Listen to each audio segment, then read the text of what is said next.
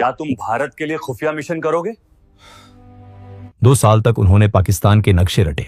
उनका निशाना था पाकिस्तान आर्मी। उन्होंने पाकिस्तानी फौज की हर हरकत पर नजर रखी। एक भारतीय जासूस का पाकिस्तानी सेना में मेजर बनना। उस वक्त डॉक्टर AQ खान पाकिस्तान का एटम बम बना रहे थे।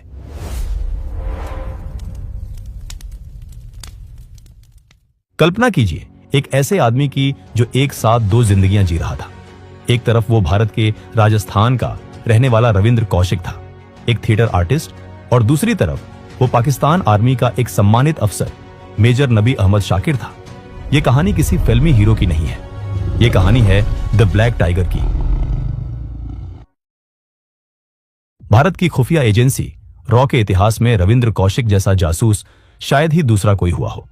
उन्होंने जो किया वो नामुमकिन सा लगता है। उन्होंने दुश्मन के घर में घुसकर उनकी ही वर्दी पहनकर वहीं से भारत की सुरक्षा की, लेकिन बदले में उन्हें क्या मिला वो जानकर आपका भी खून खौल उठेगा। कहानी की शुरुआत होती है 1971 के बाद। भारत ने पाकिस्तान को युद्ध में बुरी तरह हराया था और बांग्लादेश का जन्म हुआ था। पाकिस्तान के लिए यह हार एक बहुत बड़ी बेइज्जती थी।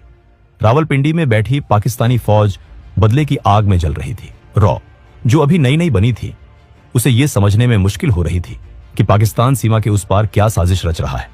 खासकर पाकिस्तान का न्यूक्लियर प्रोग्राम भारत के लिए एक बहुत बड़ा खतरा बन रहा था। भारतीय खुफिया एजेंसियों को समझ आ गया था कि अगर पाकिस्तान के इरादों को जानना है तो हमें वहां कोई अपना आदमी भेजना होगा, एक डीप कवर एजेंट। और इसी तलाश ने रॉ को पहुंचाया राजस्थान के श्रीगंगानगर में। रविंद्र कौशिक का जन्म 1952 में श्रीगंगानगर में हुआ था। यह शहर पाकिस्तान बॉर्डर के बिल्कुल पास है। बचपन से ही रविंद्र ने बॉर्डर की टेंशन, फौज की आवाजाही और जंग का माहौल देखा था। उनके पिता इंडियन एयर फोर्स में थे, इसलिए देशभक्ति उनके खून में थी। लेकिन रविंद्र फौजी नहीं बनना चाहते थे, वो तो एक कलाकार थे। 1973 में वो लखनऊ में एक नाटक कर रहे थे।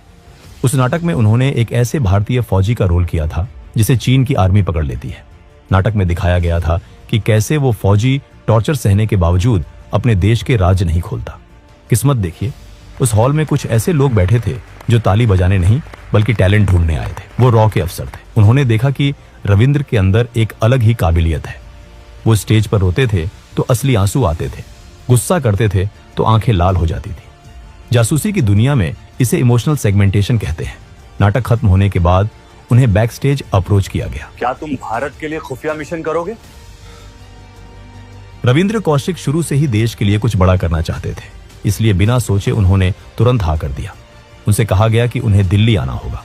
इसके बाद वो अपने घर पर नौकरी का बहाना देकर दिल्ली चले गए। दिल्ली में रविंद्र कौशिक की असली